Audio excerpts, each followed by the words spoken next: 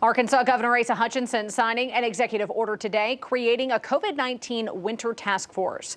The task force will investigate, advise, and come up with recommendations to help control the virus as cases continue to rise across the state. 5 News reporter Veronica Ortega explains.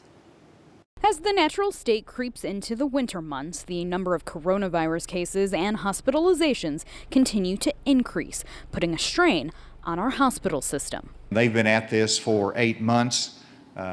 Many of the hospital staff, too large a number, has to be quarantined themselves because of exposure, and so that shortens their work time. The task force will look into coordinating the COVID caseload statewide, helping to provide more hospital staff resources, plus additional steps to increase compliance with the mask mandate and reduce the number of high cases and burden to our hospitals. We are not bringing this under control because persons are not adhering to the 3 W's.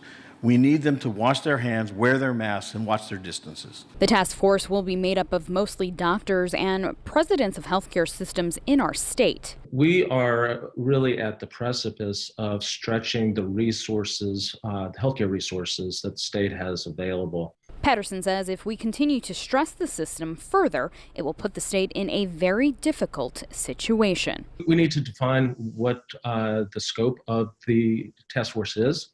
I think we're going to need to address, do we have the right resources, the right PPE available? In Fayetteville, covering news where you live, Veronica Ortega, 5 News.